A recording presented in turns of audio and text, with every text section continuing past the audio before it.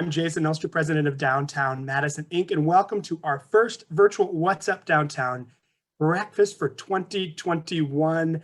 We hope you're all doing well and staying healthy this new year. We are very excited with a new format, so you're seeing me first this year. We've got great speakers coming up in 2021, so thank you for joining us today. I got a little special treat to begin with. We are going to hear from our new DMI board co-chairs. First, we have Nathan Wadier, who is a shareholder with Reinhardt, Berner Van Duren, and Megan Jarabic, who's a shareholder with Von Briesen and Roper. We're also going to hear from our new vice chair of the board, Mark Richardson, president and founder of Unfinished Business. All of them just started a few weeks ago. We're very excited for them to become our new board chairs. How are you guys all doing? Nathan, Megan, Mark, you guys doing all right this morning? Doing great. Good morning. Perfect. Nice cold morning. I remember my childhood in Minneapolis. When the sun is out, it usually means it's colder, but we're hoping for a warmer year. We're hoping for a more upbeat 2021. Obviously, COVID-19, some property destruction had a severe impact on downtown Madison, as many of you have felt. But we have optimism and real hope. We can see light at the end of the tunnel with the vaccines and some great news this weekend in particular about downtown. So we would love for the three of you guys to introduce yourself and what are your priorities as the board chairs and co-chairs starting this year. Nathan, we'll begin with you as co-chair. Yeah, I've been involved with DMI since 2006. The last 2 years I've been vice chair. Prior to that, I was chair of the Economic Development Committee. And what I'm looking to do with the leadership help of Megan and Mark this year is really to get more connected with all our members, get us all more engaged. As we transition from 2020 into 2021, I think DMI and our goals and our power really lies with our members and our engagement. And I'm going to be working hard to engage everybody to make DMI even better.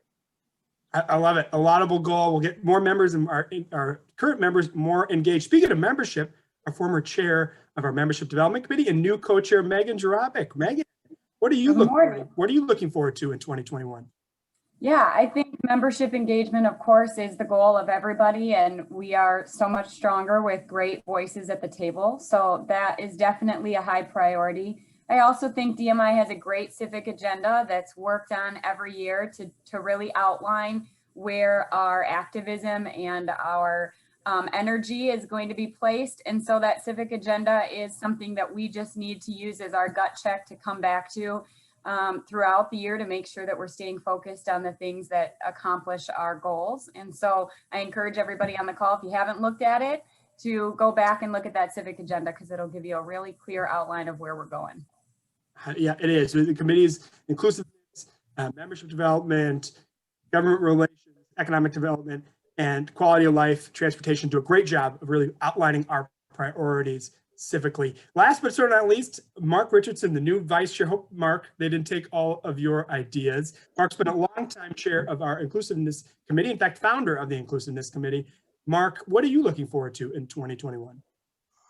They hit on some good points for sure. I think we want to continue our work with DE&I, right? It's diversity is a thing, inclusiveness is a behavior, right? We want to learn how to be more inclusive, and we've begun that with the board and with our committee work, and hopefully we can bring some of that to our members and afford them an opportunity to learn that space. And I think to Megan's point, and really to Nathan's, to engage more and better with our members. For those of you who have seen the new website, it's a great redesign, and it would be great to leverage some technology against that site and perhaps develop a mobile app that lets us engage with our members, lets us poll them, lets us get their response and the reaction to things, and alert them to changes real time, because we need to be able to adapt. So that's some of the things that I hope are on the horizon. We are in good hands with these three. Thank you to Mark, to Nathan, and to Megan. Thank you in advance for all the times I call you all the time for help, for advice. We really do appreciate it. As you know, we are a member-run organization led by our board of directors. So Nathan, Megan, Mark, thank you very much. We'll be seeing them every single month moving forward. If you have anything you need from them, please let us know. We can get them any information. So thank you all again from all of us at DMI. One of the benefits of being virtual is that we can get speakers from all across the country. We tried to do that a little bit last year, and we're going to do that even more this year. So we are just thrilled to have our speaker today, David Downey, President and CEO of International Downtown Association, be with us in a few minutes, talking about the importance of downtowns, which really are more important now than ever. But before we get there, we got to be excited about a few new members. DMI is adding a few new members right as we speak. It's a great way to start the year. First new member is going to be Briar Patch Youth Services. They are a simple mission, but a hard work to do, strengthening the lives of youths and families. Their executive director and CEO, Gloria Reyes, president of the Madison Municipal School District, we're just so thrilled that they've become members and are going to get actively involved, which they already have in their first month. So welcome to Briar Patch. Welcome also to Catalyst for Change. Their founders and presidents, Michael Moody and John Adams. They are a group that is working to help relieve homelessness issues on State Street, doing outreach. Both were longtime managers at the Beacon. So they know the area very well, and already in the last several months are having a dramatic effect on people's lives, the most vulnerable people's lives downtown. So we cannot thank John and Michael enough for their work. They're going to be with us in our Quality of Life Committee in a couple of months discussing their important projects. Hope you can join us then. Next up, we have Disability in Wisconsin, which empowers businesses to achieve disability inclusion and equity. Their founder is Judy Quigley. Judy is a just fantastic person, and we are excited for her to get involved, particularly with our Beyond Compliance task force. And last but certainly not least is Shiv Hattery, which is a full-service architectural and engineering firm based in the Midwest that is opening an office in Madison, right in the Gephardt building. We're very excited for them to be here. Brad Hughes is their contact. Great guy, longtime Madison resident, so we're excited for these 4 members. So please welcome Briar Patch, Catalyst for Change, Disability in Wisconsin, and Shiv Hattery to the ranks of DMI. Now, we'd like to, of course, thank our sponsors this morning. Without you guys, we would not, literally not be here. We could not do what we do. So a huge thank you to Whipley LLP, our major series sponsor, our supporting series sponsors, Ho Chunk Gaming Madison, Michael Best and Friedrich, the State Bank of Cross Plain, and our contributing sponsors, the beautiful Edgewater Hotel and UW Health, Unity Point, Health Meritor, and Quartz. Thank you, thank you, thank you so much. We also want to pay extra attention to our good friends at Urban Land Interest, who are our monthly sponsors this month. Boy, ULI has got a lot of projects in the hopper right now, continuing to invest big time in downtown with their American Exchange project and several other things. We are just so thrilled that they are here today. We're going to hear from Emily Mail and their commercial leasing development team, and the bid board president, so good friend of DMI and also a DMI board member. I guess we ask a lot of Emily. And then followed by Emily, we're gonna have Rob Kane, who is a partner with our great partners, partner with a partner, maybe I should say that better, a partner with Whipley LLP. Emily, good morning. How is everything with ULI? Oh, we got you muted. There I'm good. I'm good. That was, of course, going to happen. Thank you, Jason. I really appreciate it. Urban Land Interest has been committed to creating and managing quality residential and office buildings in Madison for over 40 years, with a focus on Capitol Square and State Street. We're a local firm that improves the properties with the goal of positively contributing to the communities we're a part of. Urban Land believes that good urban infill development energizes street level activity, enhances pedestrian experience, and increases the density of living and working environments. Madison's Capitol Square and State Street serve as community assets, economic drivers for the city, the region, state of Wisconsin. Downtown is many things to many people: an employment center, entertainment destination, home, and a public forum. Downtown offers a pedestrian experience that is uniquely Madison, with sidewalk cafes, nightlife, entertainment, and locally owned retail that helps define and shape what's so special about our community. We have an opportunity to discuss the future of downtown as a community asset, focused on people, activity, streeteries, events, envisioning State Street as a pedestrian mall, Urban Land Interest is proud to support DMI and grateful for their work connecting people and organizations committed to not just preserving downtown, but striving to meet the challenges of today and innovating for a brighter tomorrow. So thank you, Jason. We're really happy to be here and to be a part of DMI. Well, Emily, we're so thankful for everything you do personally as the bid board chair. If you don't know Emily, Emily is just an amazing person. I think so highly of her and Brett and Tom and Ann and Mark and all of their work to what they've done to build Madison up to where we are today, but with the work they continue to do and make large investments in our center city. So we're so thankful, Emily, to you and the team. Please send my best to everyone at ULI. We really do appreciate it. Next up, we have Rob Kane from Whipfly, who's been an outstanding partner of ours for years. Rob, good morning. How are you? Good morning. Good virtual morning to everybody. Thank you, Jason. Yes, I'm Rob Kane. I'm a tax partner here with Whipfly LLP in Madison, part of our manufacturing and distribution team. Whipfly is very pleased to be a major sponsor of the DMI What's Up Downtown Breakfast Series. Thank everyone for joining us this morning. As a professional services firm with audit, tax, and consulting capabilities, Whipfly delivers customized services and solutions to help companies like yours navigate this ever-changing environment. Whipfly provides insight, advice, and expertise for middle market companies across a wide range of industries, including financial institutions, construction, real estate, manufacturing, nonprofits, and more. Thanks to everyone for joining today's program. Stay safe and make it a great day. Rob, thank you very much. We appreciate everything that you and the team Whipfly do for Anita, for Bob, for everybody. You guys are fantastic. Tammy, great partners of ours. So thank you, and thank you again to ULI. Now, on to the show. We are overjoyed. I know all of you find me to be overly positive at times, but I am so positive about today's speaker. David Downey and I have gotten to know each other quite well over the last few years since I took on the presidency of DMI 3 years ago. So we're very excited to have him here. Thanks to the luxury of technology, we can have someone in DC and someone in Madison having a conversation in front of a few hundred people here in Madison. So we're very excited. David Downey is the president and CEO of the International Downtown Association. He's responsible for the overall strategic positioning of IDA as a world leader and champion for vital, livable, and urban centers, just like what Emily was talking about. Prior to joining IDA, David served as the managing director of the American Institute of Architects Urban Design Center and as executive director for the Michigan chapter of the American Planning Association. David has been a city advocate since the 1980s. I don't believe that, David. You look much younger than that. But you did receive his degree in architecture and design and urban policy and urban design.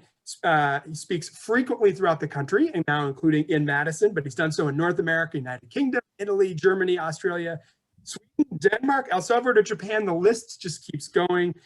He's been on numerous nonprofit boards in his 25-year career and is currently serving on the board of the Golden Triangle Bid, which actually is the bid where his office, the IDA office is also on the board of the Responsible Hospitality Institute, a wonderful group trying to make hospitality the best it can be. Good morning, David. How is everything in DC? Well, it's as interesting as it is everywhere, but thanks so much for having me, Jason, and welcome everyone. This is a real treat to be able to speak at What's Up Downtown Madison. And really, two things. I want to first apologize. I don't know if you're a Maryland Terrapin fan, but the Badgers, our beloved Badgers, did go into the Washington, D.C. area and pick up a W yesterday. So go Badgers, and the Bucks won. A good day in Wisconsin sports. And I also hope that it's not -6 like it is here this morning. No, it's actually a slight bit warmer, closer to like 30, 32. Oh. So that's actually probably not too bad for you all. And most of my allegiances are actually still in the state of Michigan, so no worry about the Terps. Yeah, there you go. I suppose that Michigan did beat Wisconsin. But, hopefully it's not too cold. And my great aunt always had a great expression, and I thought was smart. She said, as the days lengthen, the cold strengthens. And we're certainly in one of those patterns here in the Midwest with -6 today. So David is going to start off today to go over a quick description about what the International Downtown Association is, what its mission is, what its role is in the urban place-making industry. He's got a few good slides, so we're going to start off with that. Then we're going to get to some questions for David, and we're going to get to your questions. So if you have questions, please enter them in the Q&A function below, and we'll ask those at the end. David, the floor is yours. Terrific. Well, thanks again, Jason, and a real pleasure to be here. Not so much talking about IDA, but maybe the industry that IDA represents. And what we do is try and empower our place management leaders, people like Jason and the team in downtown Madison, who I have to say is one of the hallmark, quintessential, strong organizations that we have here in North America. And Jason and his team does such a great job. We try and empower them with knowledge, research, and public policies that help to really support the work that they are doing. And much of this world of urban place management is what we call it, stems from people like Jane Jacobs. And I really love kind of referencing her thinking as an urbanist, because it describes very well the work that downtown Madison and all of you do. So where we have some formal structures that are typically in place within how cities are governed, the work we do is often kind of outside the formal framework of public action, as she would say. And the argument is that, yes, we need to have systems in place and structures in place, but the real kind of joy of the work that we do is bringing all different sorts of people together, stakeholders together, with all kinds of their own unofficial plans, and looking at how those ideas and opportunities can flourish in a new environment. And so, when I think about, when I think about where all of this started, it was actually outside the downtown city of Toronto. Back in the 70s, it was called Bloor West Village.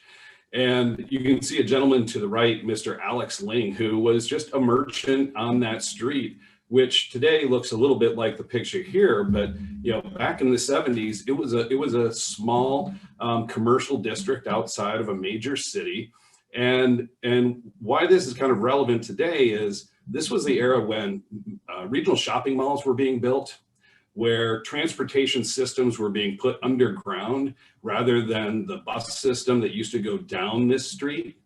And so the advent of place management really came around from a group of private sector business and property owners who came together and said, they approached the city and they said, listen, we'll invest some of our own private resources, our own dollars, our own energy, our own ideas, if you'll let us work inside the public realm, kind of outside of our businesses in that whole neighborhood, and try and revitalize our area, because the commuting traffic is no longer going in front of our stores. People are flocking to these regional malls, and we're willing to kind of pitch in and help make our area great for ourselves. We just need a little bit of that authority and authorization to work in this space.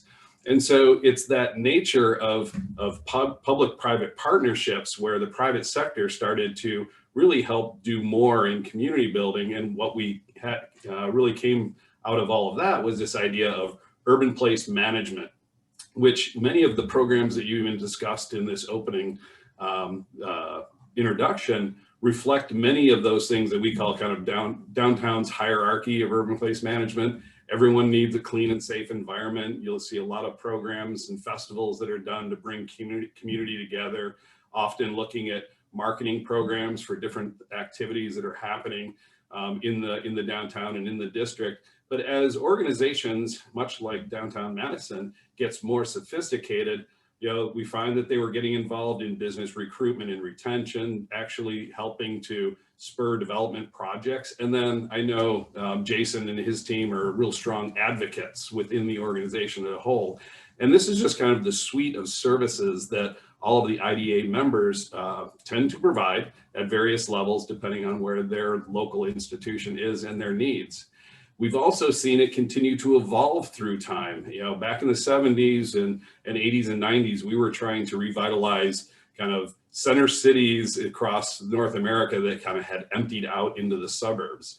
But now we're looking at organizations that are getting involved, not just in the success of their urban centers, but getting involved in the roles of social services and building new coalitions, looking at new financing and development models and governance models for how their city is going to function, economic development, all those things that Jason and his team and all of the board and leaders kind of advocate for, because we're evolving in this city building arena. And I'll just share with you that, You know, what started in Toronto in the 1970 quickly went next to an organization that was formed in New Orleans in 1972. And today, this concept is worldwide. It's always a play between public and private partnership and leadership. Some locations like Tokyo, that's very private sector driven. Some locations like in Scotland, where it's much more public sector driven by government. And then you can see just in the smattering of the Chicago's, Toronto's, New York, and Denver, they actually sit on the spectrum of how much of the work of downtown Madison is driven by government, how much of it is driven by private sector. It's always a mix, and the spectrum is pretty wide. So when we start to think about the role of place management and the role of IDA, you know, thinking back to Mr. Ling in Toronto, you know, they were coming out of a challenge that needed to be addressed, and the private and public sector came together to find a way to do so. Well, that's in many ways no different than what we're experiencing yet today, is another kind of challenge of a pandemic and a challenge of an evolving, you know, society in our cities. And so really it's no longer trying to manage the, you know, decline of our urban centers like in the 90s and the early 2000s. But up until now, it was, how are we going to manage the prosperity? What are the right questions? And so when we start thinking about the evolving changes to urban mobility and economic development, or, you know, place branding, because we are now a place-based experience economy, we clearly have seen the increased demand for more inclusive spaces, as Mark was talking about. I love the idea of inclusion is a behavior. And I think we all recognize the continuing imperative of advancing that forward. But yeah, we'll talk a little bit today about, you know, the retail environment and what's happening there. We're certainly always trying to understand how best to help people affected by homelessness in our districts. And so, you know, our industry tries to figure out how to ask the right question, and then how to bring the very best of the private sector to bear on the public realm, and see if together we can build super strong communities. So that's a little bit about our industry, Jason, and IDA, of course, is here to support, share all the great work that you do with your colleagues, and really begin to empower all of us to move forward. Well, thank you, David, for that great explanation of IDA. That helps me, so that when we're continuing to be members of IDA, I can say, hey, look, remember what David said, how important this is. But DMI, thanks to Susan Schmitz and the team, have been long-time members of IDA.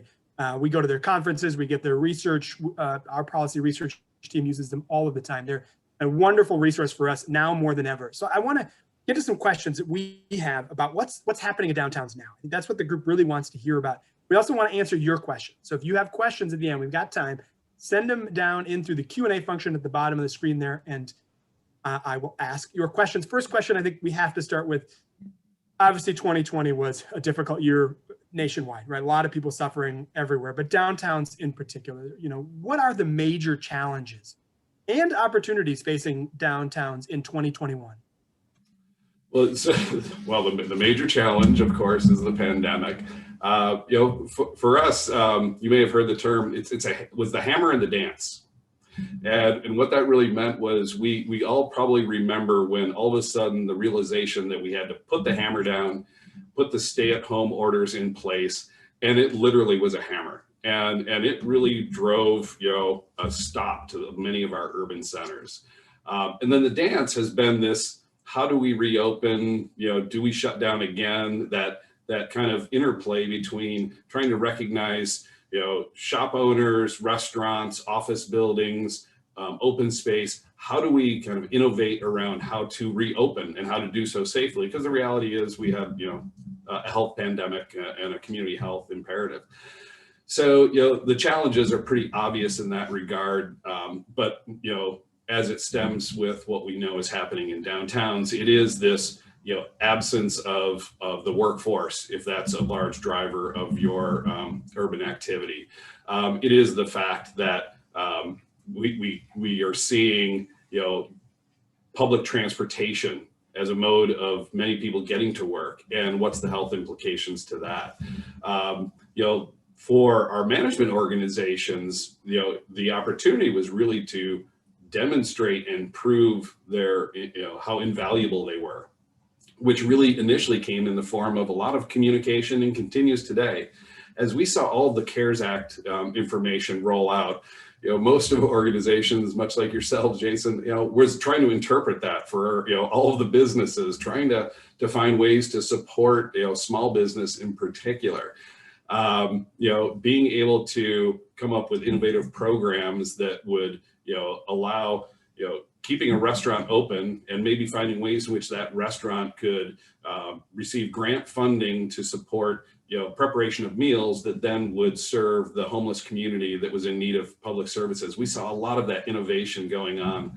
And so I think it was that opportunity to show that having this added layer of place management was something that was not only a direct connection to the property owners and the business owners, and quite frankly, the closest understanding of what is happening on the ground, but also to having innovative ways of working with, the other service providers within the community.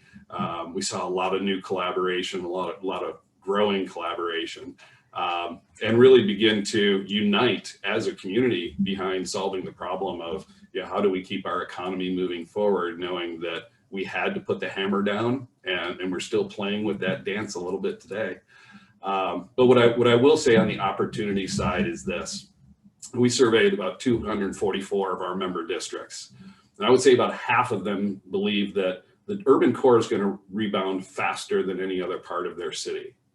But one thing in particular is that those are the downtowns that have strong educational institutions, medical institutions, and large or at least substantial residential populations in their downtown. The pandemic did not impact every urban area the same. The other half that feel they'll come back much slower are those that are highly dependent on office workers as their major driver. Also those who have a large part of their economy driven by tourism, of course, which has slowed down. And so everything's going to be a little different for each jurisdiction. The universal opportunity, however, is leveraging this idea of innovation and I'll say municipal collaboration that has never been stronger. I don't think there's been a time in recent history where we've seen government in particular able to move as quickly as they have, put out new regulations, open up the opportunity for innovation, and quite frankly, work at the pace and the creative level that often we see in the private sector. And if we can continue to leverage that kind of opportunity, that's really going to be fantastic for all of us. Well, while you're going through that list, I was thinking in my head, is downtown Madison ripe for a quick recovery? And we do see that. We've seen, Forbes, Bloomberg, Brookings Institute, many have said that Madison is in a good position because we do have anchor institutions downtown, David, right? We have the major university, we have several hospitals, we have the state capitol, plus a lot of private sector, right? The work that ULI is talking about. We have good residential base too, of 30,000 residents. So we hope that we're able to take off. But I want to ask the next question about innovation. I think that's really key right now with that sort of dance you're talking about, because there's this equilibrium, right, between consumer confidence, between the economy and people's safety. And I think innovation is the way to keep that level. So what innovative strategies, are other downtowns implementing in response to COVID-19? So I touched on the communication piece, and that also kind of manifests into not just the early era of the COVID, where it was trying to help communicate, what was happening with federal stimulus and access to CARES, and even understanding what social distancing meant. I mean, we take that for granted, but all of us had to learn that word, right? And really understand what it is. But now it's communicating that you'll see in this year, 2021, around what does return to work look like? Is the downtown ready? Just this morning, the morning news in the DMV was actually interviewing bid leaders in downtown DC, saying, yes, we're open. Even though we had to kind of shut down for inauguration, we are open. We have many members who are doing campaigns, both video, text, social campaigns that are highlighting the work that private property owners are doing to ensure that their buildings, their operations, and their facilities are safe. Even on the public transportation, you'll see more and more communication around what measures are being put in place to allow the workforce to continue to move forward, because we are seeing, you may have heard something like Zoom atrophy, where we're actually, our innovative nature is getting smaller because we're doing so much virtually. And while some parts of the workforce feel like it's pretty cool, I never have to leave home, I think industry and the economy recognizes that we are losing some of our innovation that's going to drive our economy in the long term. That young workers are suffering in ways they don't even know that they're suffering from a lack of day-to-day contact with their teams and their leaders and their mentors. And so some of the convenience that seems to manifest out of the virtual environment like today, with this webinar, I don't think it's sustainable. And so organizations are really looking at how do we begin to communicate some of these challenges that we have to overcome. But then when we think about other innovations, there's been so much work done really in the re-envisioning of public space. We're seeing businesses and we're seeing people spill out into the public realm. Challenged, of course, by winter season when in the north. But then, let's start looking at the Nordic countries who have an entire lifestyle outside with warming huts and things of that nature that say, how do we innovate how we use our outdoor spaces and dress for the cold and embrace winter cities and bring business and engagement and community into that space as well. Other places we're seeing a lot of innovation, again, is around transportation. Looking at that public space right of way of the streets. How do we think about our streets differently? The sidewalks, bike lanes. Bike lanes and biking in the winter is not a problem. It's something that is natural in many parts of the world. But we can embrace that sort of innovation to say, if you're not comfortable, going into public transportation, or we're trying to reduce the number of cars in our urban centers. It means walking and biking and things of that nature. And so better understanding that is roles that many organizations have taken head on. I think this idea of rethinking public spaces is key, right? And that is innovative, because you said government is moving more quickly. And here in Madison, we started something called the Streetery program, yes. Which takes the public space. And the great example is downtown, right? There is Pinckney, King, and Main Street have these great plazas now that are actually being used. There's fire pits that bars like Lucille and Merchant and Settle Down Tavern are having, and the people are enjoying winter and enjoying those space. And to me, if those go back to parking spots over what they have now, that would be crazy. And it also has opened up conversations like Emily mentioned in the beginning. Do we look at State Street? What is the future of State Street, right? State Street, you may not know, David, but it's the connection between the Capitol and the university, about 6, 7, 8 blocks long. It's Wisconsin's Main Street. And is there a way to enhance that space even more so it's welcoming for everyone? Really yeah. Well, so I was in Madison long ago, and I don't know if you still have the program where it was the orchestra, I think on Friday nights in the main center section. I still remember people, early morning walking through, and people were already laying out their blankets and saving their spots, right? I mentioned this because one of the things that we are seeing as a challenge moving forward is those large cultural institutions that have been shuttered from the get-go because most of their work is internal.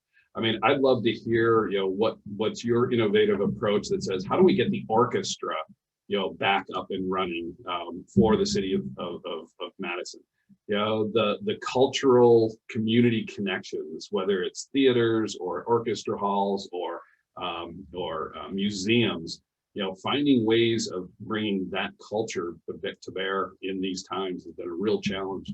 And I think finding ways to also be inclusive of that part of the heritage and the great cultural assets of Madison is one of the immediate challenges that I'd love to see some innovation face. And I think public space, much like you did in the past, needs to be leveraged in new ways. Well, thank you for attending Concerts on the Square, a longtime institution. It's right at the Capitol backdrop. We can't miss it. And yes, Now regulations, though, you could only put your blanket out, I think, starting at noon because it was becoming a spot.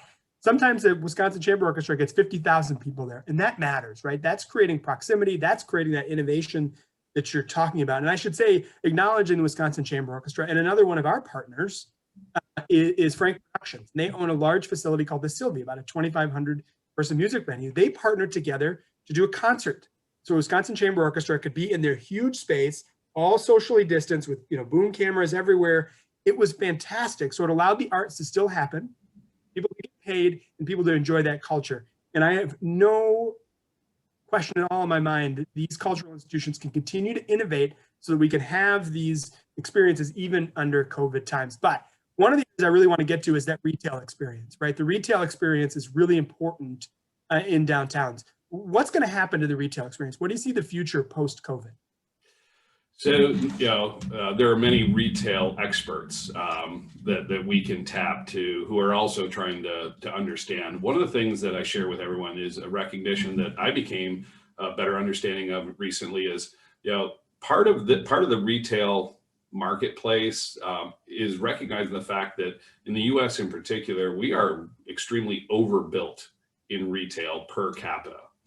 So I only mention that as a baseline that sometimes these kind of economic stresses help to regulate perhaps, or at least moderate what is an appropriate level of any particular use. So we will probably see some decline long-term in retail. But I think, you know, per capita in the US compared to the rest of the world, we're over 5 times as many square feet per person than any place else in the world. So a little adjustment is not going to be horrific, but it is that active street front. And so much like the last decade, we've seen the definition of retail evolve. What used to be traditional hard goods retail, now it's more of, you know, restaurants and personal services, and as well as hard goods.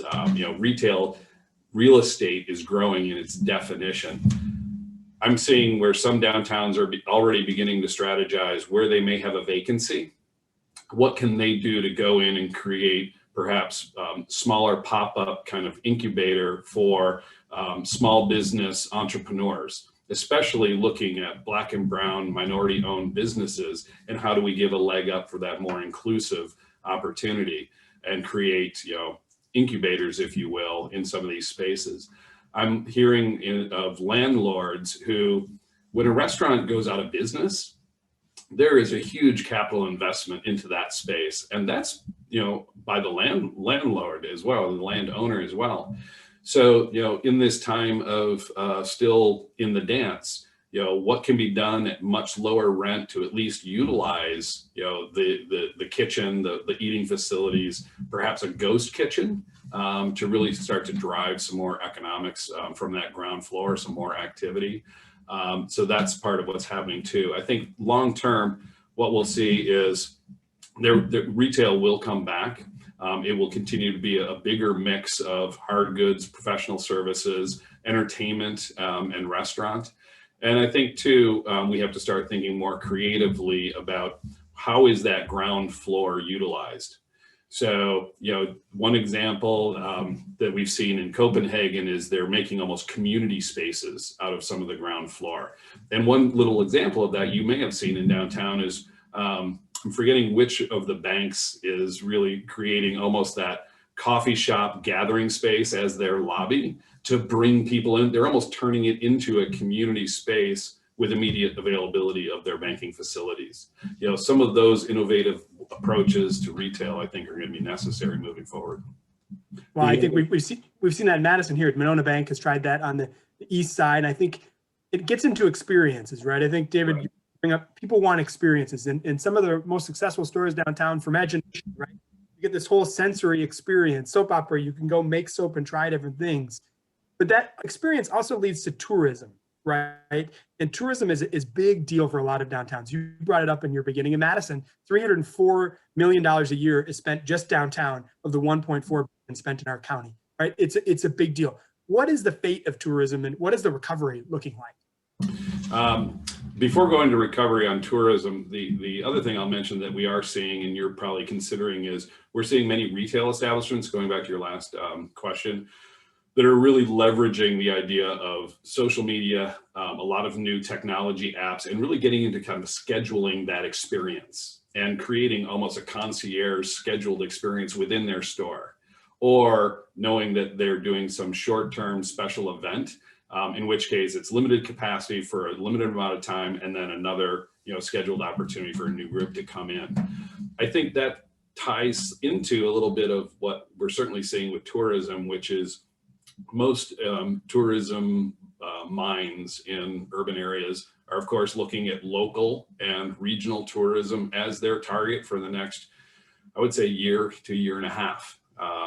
International tourism and cross country, we're hoping to see it really pick up by the end of the year, but the reality is it's very much vaccine dependent. I know we hit a little bit of a hitch here in kind of the rollout, but I'm still confident that we're going to see the vaccine rollout pick up speed, and hopefully through the summer get very strong. We ourselves are still planning on hosting our live annual conference in Tampa in October.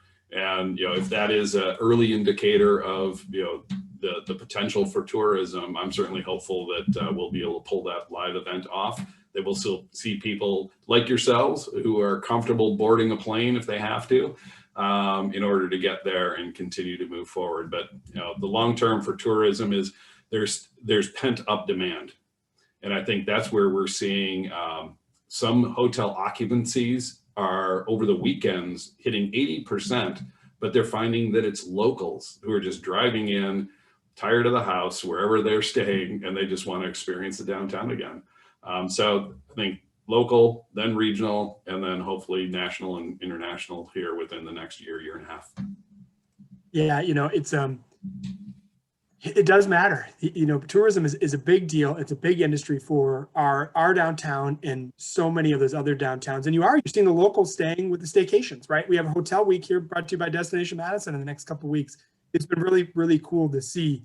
Another area where people, I think, are uncertain what the future looks like is in commercial office and workspace. What do you think the impact will be long-term to commercial office and workspace? Long term. So we've started looking into that, and like everyone else, we use a lot of partners like Cushman Wakefield and some of the other think tanks. Castle is doing some great work, especially in Chicago, because they do all the card keys, and so they're getting some early data information around kind of occupancies, which we recognize are still pretty low right now during the heart of, we're almost back in a hammer mode, whether it's through the pandemic itself, or in your instance, the winter. A lot less likely people are going to venture into the office. If they can work from home and it's below zero, they may say, maybe this isn't the day to go back downtown. But what the research is generally showing is that it'll be about a 5-year return to the absorption rates and the rental rates. For a standard market, it's going to be slightly different everywhere. Office is going to remain an imperative and an important part of the innovation and knowledge economy.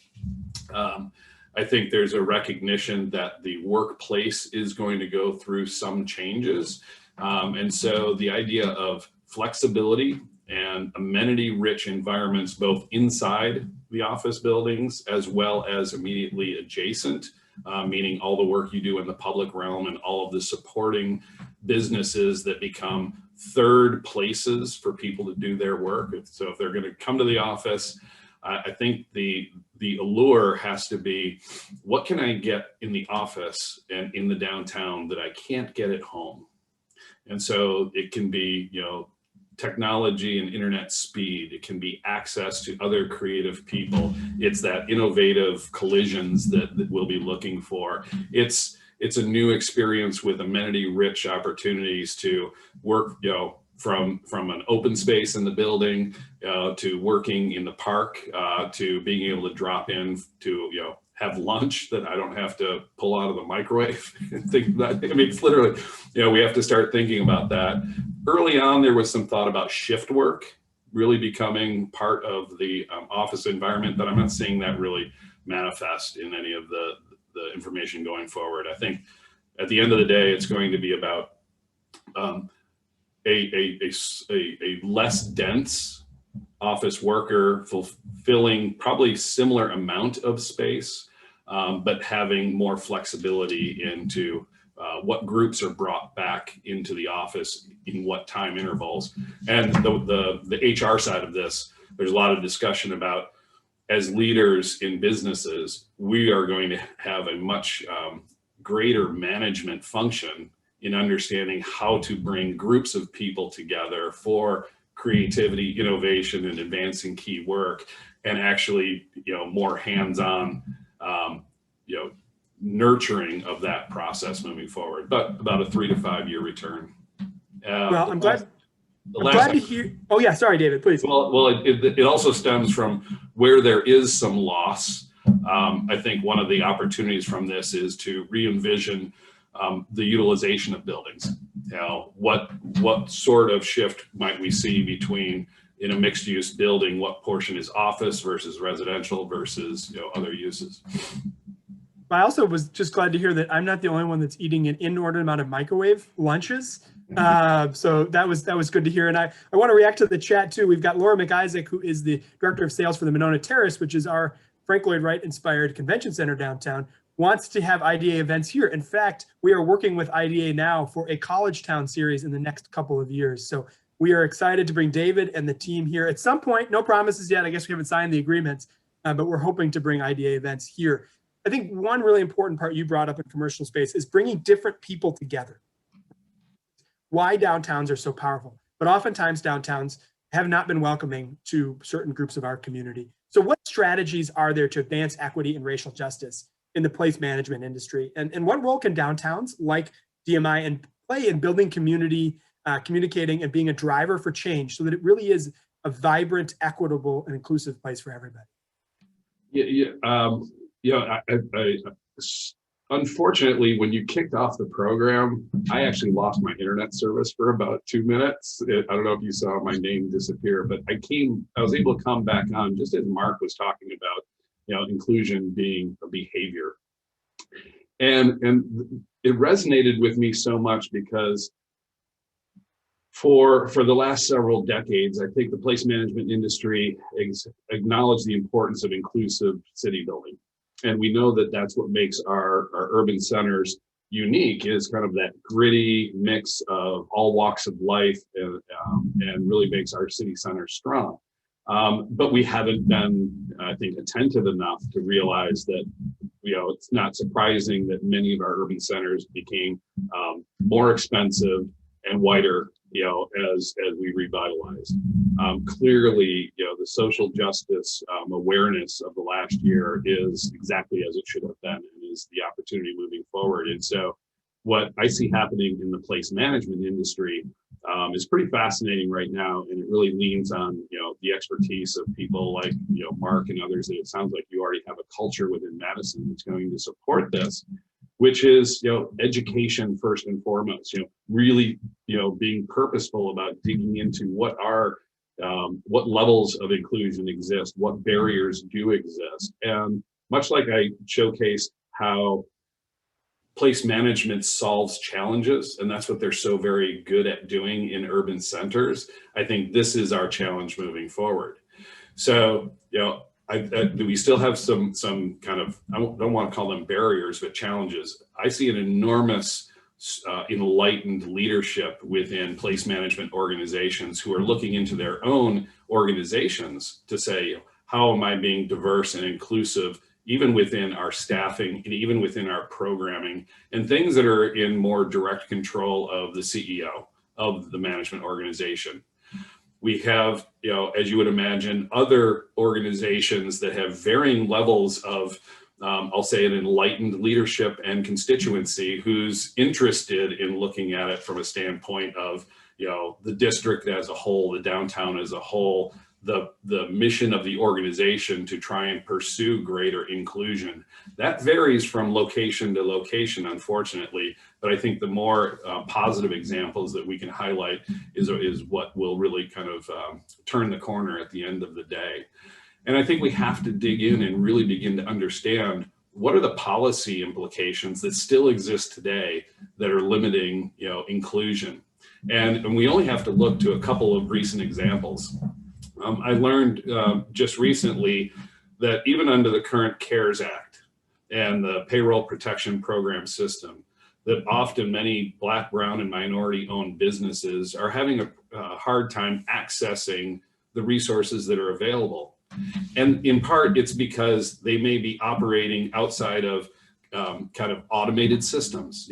When you have to justify where all your payroll is coming from, or your employee count, or your revenue loss year over year, these are mechanisms that actually become barriers for allowing small business, minority, Black, and brown-owned businesses to access programs that were put in place specifically to help them. And then the other example recently was some research done by Smart Growth America talking about opportunity zones, which by design were to support and lift distressed neighborhoods and minority, Black, brown owned businesses.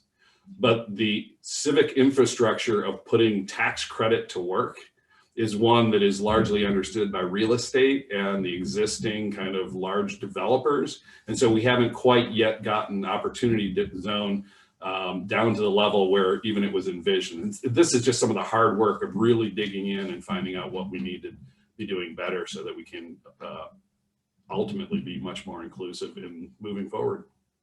Well, and as place management organizations like DMI, we have to be at the forefront. We have to be the leaders, right? We have to be doing everything we can to identify, to confront and dismantle the structural barriers that impede everyone from enjoying downtown and making it equitable. And so DMI is heavily committed to this. And we certainly will take much guidance from IDA and many of our partners like Mark on our board of directors and Nathan and Megan into how we move forward to build a truly equitable, inclusive downtown, because that's going to be when we have real vibrancy. Our annual dinner speaker brought up just a few months ago. I got a quick question, David, from the crowd, actually from another David. David's all over the place. Cities are by definition dense with competing demands on limited real estate. Downtown Madison is particularly so because of the isthmus. That's, you know what an isthmus is. Not everyone knows, but small stretch of land, right, squeezed between two lakes.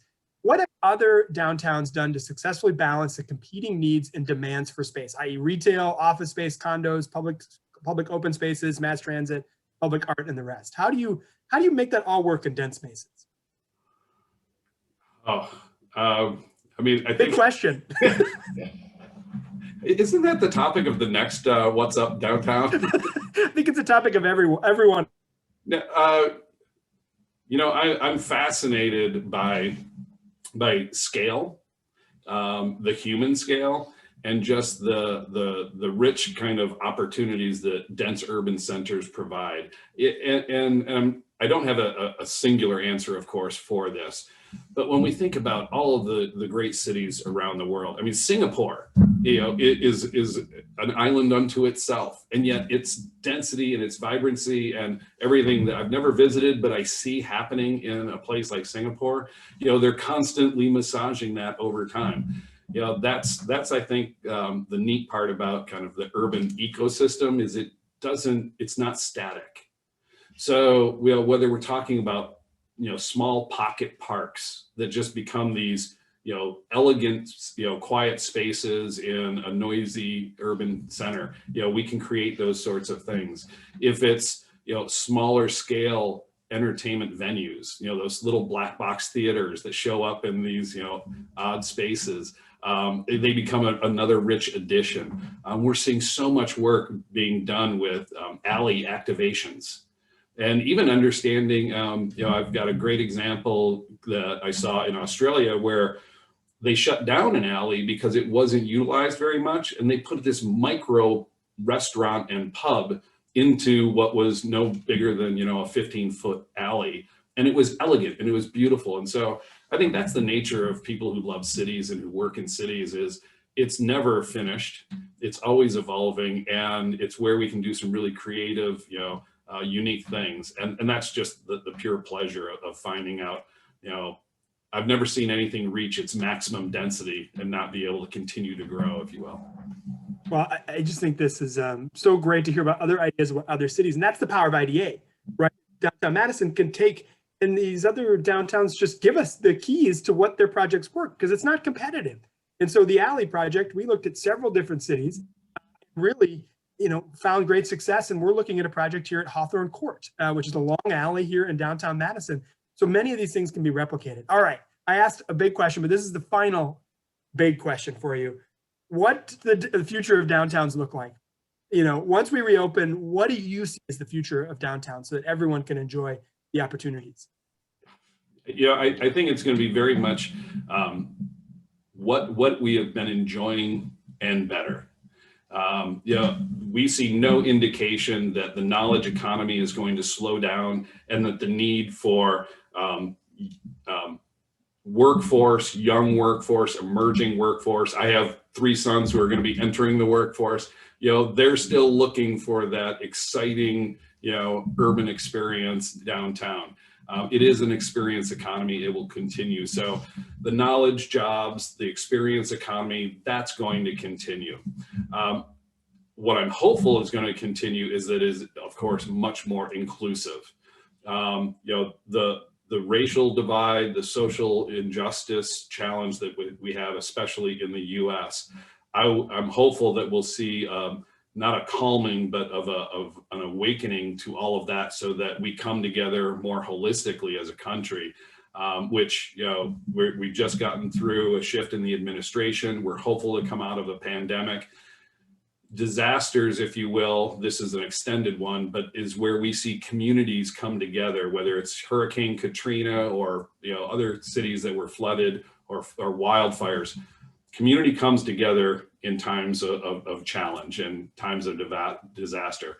If we can do that, and if in the rebuilding towards a stronger, experience economy and vibrant community centers, which are the economic engines of our cities and regions, if we can come together and think more inclusively, I think we're going to have exactly what we had in prior to the pandemic, just even better, because it'll be more diverse, more inclusive, and able to be enjoyed by all. David, that is a great way to finish off today. Thanks to your inspiration, David, Downtown Madison Inc. has a blueprint to help be part of that community conversation to grow downtown Madison to an economically vibrant and equitable place. David, I cannot thank you enough for your leadership. Hopefully we'll see you again soon in a downtown somewhere. But thank you, David, and the whole team at IDA for your experience and your expertise. Also want to say a huge thank you to our sponsors.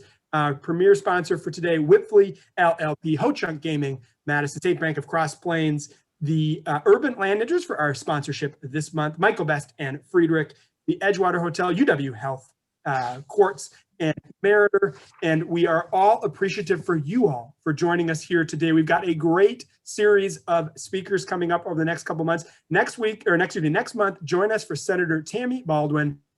We are so lucky to have here representing us in Wisconsin, in Washington. And then the following month in March, we have Secretary from Wisconsin, from Wisconsin Economic Development Corporation, Secretary Missy Hughes will be here in March. So some great speakers for some great conversations. Thank you all for your continued support of downtown. Thank you for your support of the BID and Downtown Madison Inc. We hope you all have a wonderful weekend. Stay warm, and most importantly, stay healthy. We'll talk to you soon. Thanks, everybody. Take care, everyone.